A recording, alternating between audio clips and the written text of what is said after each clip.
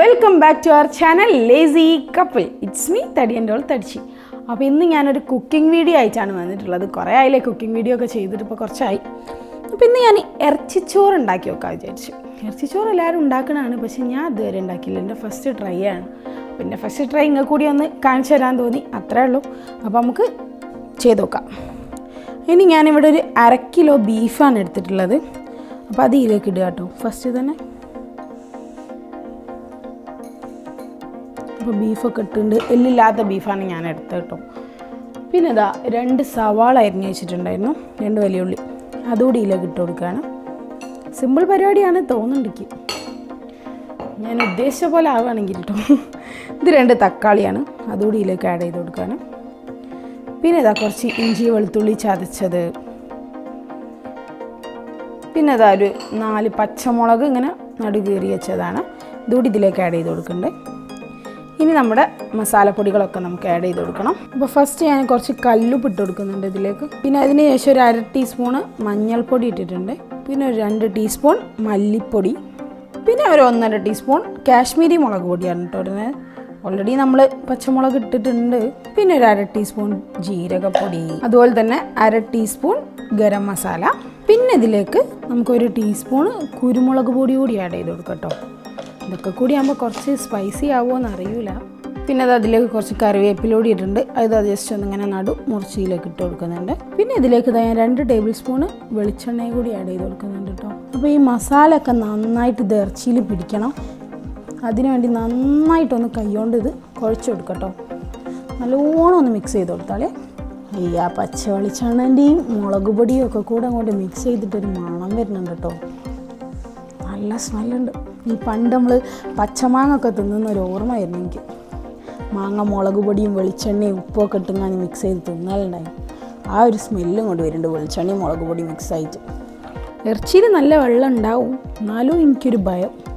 അതുകൊണ്ട് ഞാനിതൊരു 1/2 ഗ്ലാസ് വെള്ളം വേണോ വേണ്ടല്ലേ, 1/2 ഗ്ലാസ് ഫുൾ ഒഴിച്ചില്ല കേട്ടോ. എങ്ങാനും ഇറച്ചിയിൽ നിന്ന് വെള്ളം വന്നില്ലെങ്കിലോ വരും, എന്നാലും ഒരു പേടി. അപ്പോൾ കുക്കർ നല്ലോണമായിട്ട് മൂടിയിട്ട് അടുപ്പത്ത് അങ്ങോട്ട് വെക്കുക. അപ്പോൾ ഇത് നമ്മൾ അടുപ്പത്ത് വെച്ചിട്ടുണ്ട്. ഇനി ഇതൊരു ഫുൾ ഫ്ലെയിമിൽ ഞാനൊരു 2-3 വിസിലടിച്ചിട്ട് പിന്നെ ഒരു മീഡിയം ഫ്ലെയിമിൽ ഇട്ടിട്ടാണ് ബാക്കി കുക്ക് ചെയ്യൽ. അപ്പോൾ ഓരോ ഇറച്ചിക്ക് ഇത് കുറച്ച് എനിക്ക് തോന്നുന്നത് കുറച്ച് വേവുള്ള ഇറച്ചിയാണ്, ഒരു 10 വിസിലൊക്കെ വേണ്ടി വരും എന്നാണ് തോന്നുന്നത്. അപ്പോൾ ഒരു 3 വിസിൽ ഫുൾ ഫ്ലെയിമിൽ വരട്ടെ, ബാക്കി ഒരു മീഡിയം ഫ്ലെയിമിൽ വരട്ടെ. അപ്പോൾ നമ്മുടെ ബീഫ് കുക്കായിട്ടുണ്ട് എന്നാണ് തോന്നുന്നത്, നമുക്ക് നോക്കാം. കുക്കായിട്ടുണ്ട്. അപ്പോൾ ഇനി നമുക്കിതിലേക്കുള്ള റൈസ് ഒന്ന് കഴുകാം. അപ്പോൾ അത് അരി ഒന്ന് നന്നായിട്ട് കഴുകട്ടെ കേട്ടോ. ഞാനൊരു 3/4 കിലോ ജീരകശാല റൈസാണ് കേട്ടോ യൂസ് ചെയ്തിട്ടുള്ളത്. അപ്പോൾ ഇത് ഞാൻ ഫസ്റ്റേ കഴുകി വെക്കാൻ എന്താണെന്ന് വെച്ചാൽ ബീഫ് വെന്തിക്കണോ വെന്തിയില്ലേന്ന് അറിയില്ലല്ലോ, അതറിഞ്ഞിട്ട് കഴുകി വെക്കാൻ വിചാരിച്ചു.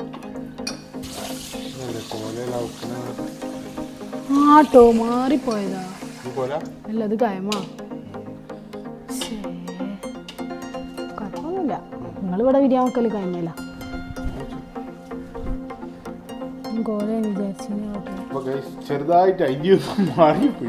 പക്ഷെ 2ലും വെക്കട്ടോ. ഞാൻ കോല വിചാരിച്ചിരിക്കണേ ഉള്ളൂ, അല്ലാണ്ട് കൈമയിൽ വെക്കണേനും കുഴപ്പമൊന്നുമില്ല. അപ്പോൾ അതാ 2-3 വട്ടം കേക്കിയുണ്ട്. നമുക്ക് അരി അതിലേക്ക് ഇട്ടൊന്ന് ഇളക്കാം ഗൈസ്. അപ്പോൾ അരിയിലേക്ക് ഇടുകയാണ് കേട്ടോ. ഫസ്റ്റ് അരി ഇടുന്നുണ്ട്, എന്നിട്ടാണ് വെള്ളമൊക്കെ ഒഴിക്കുന്നത്.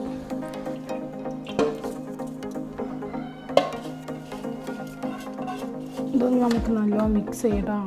തീ കത്തിക്കാൻ മറന്നായി.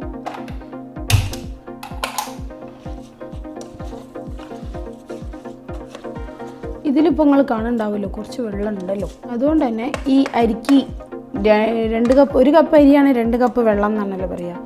അപ്പോൾ അതിൽ ഞാൻ 2 കപ്പ് ഒഴിക്കില്ല, 1.5 കപ്പേ ഒഴിക്കുള്ളൂ. അരപ്പാത്രമൊക്കെ വെള്ളം അതിലുണ്ട്. ഇതിൽ ഞാൻ അരി അളഞ്ഞിന് ഈ പാത്രത്തിൽ, ഇതിൽ കറക്റ്റ് തന്നെ 1 കപ്പ്. ബീഫിൽ നിന്ന് വന്ന വെള്ളം തന്നെ ഉണ്ട് 1/2 കപ്പ്. അപ്പോൾ ഇത് നന്നായിട്ടൊന്ന് മിക്സ് ചെയ്തിട്ട് ഇതിൽ ഉപ്പുണ്ടോ എന്ന് നോക്കണം.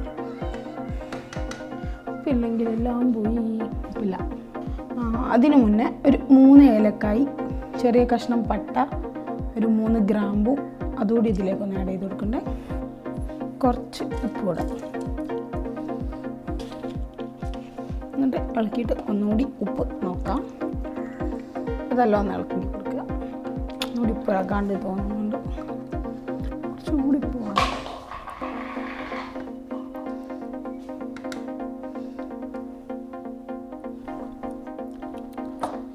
തിരുടി പോവാം. നല്ല ചോറിനൊരു ടേസ്റ്റ് ഉണ്ടാവും. ഉപ്പിട്ട്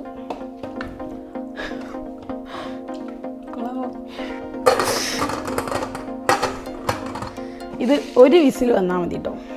ഒരു വിസിലിന് ശേഷം നമുക്ക് ഓഫാക്കി കുറച്ച് നേരം അങ്ങനെ തന്നെ വെക്കാം. അപ്പോൾ പെട്ടെന്ന് വിസിൽ വരണം എന്നുള്ള ആക്രാന്തം കൊണ്ട് ഫുൾ ഫ്ലെയിമിലിട്ടിട്ട് ചെറുതായിട്ടൊന്ന് അടി പിടിച്ചു. അപ്പോൾ ഞാനന്ന് പാത്രം മാറ്റി. അപ്പോൾ അരി ഇത്തിരി കൂടി ഒന്ന് വേവാണ്ട്. അപ്പോൾ ഞാൻ വേറെ പാത്രത്തിലേക്ക് ഇട്ട് വേവിക്കാൻ പോകട്ടോ. ഫുൾ ഫ്ലെയിമിലിട്ട് അതാ പറ്റി.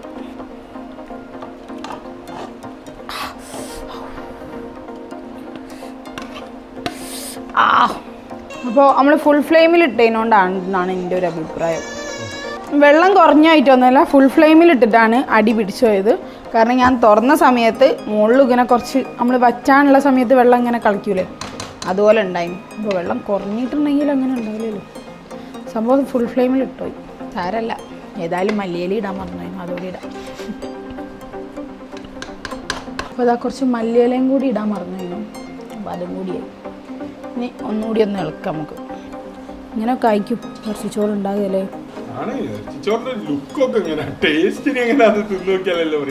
ടേസ്റ്റ് ചെയ്താലും കരിഞ്ഞ ചോയൊന്നും വന്നില്ല. കാരണം കരിഞ്ഞ ഭാഗം ഞാൻ എടുത്തില്ല. പിന്നെ അടി പിടിച്ചിട്ടല്ലേ പാത്രം മാറ്റി. തീരെ എന്തല്ല നിങ്ങൾക്ക്, തീരെ എന്തല്ല.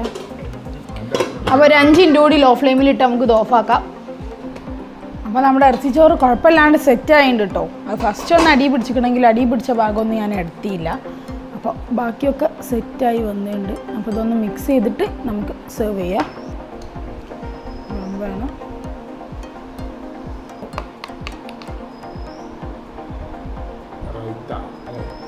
റൈത്തായില്ല. റൈത്തൻ്റെ ഒരു വകയിൽ അമ്മേൻ്റെ മുൻ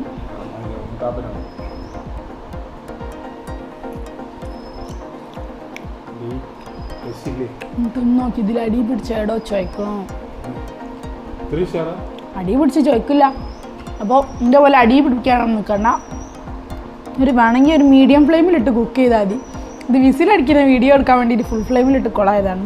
പക്ഷേ ഇതിലേക്ക് ആയാലും അതിൻ്റെ ടേസ്റ്റ് ഒന്നും വന്നില്ല. അടി തന്നെ നല്ല ടേസ്റ്റ് ഉണ്ട്. അപ്പോൾ എല്ലാവരും ഒന്ന് ട്രൈ ചെയ്ത് നോക്കാം. ഈസി റെസിപ്പിയാണ്. നമ്മുടെ ബിരിയാണിൻ്റെ ടേസ്റ്റ് ഉണ്ട്, പക്ഷേ ബിരിയാണി ഉണ്ടാക്കുന്ന പണിയില്ല.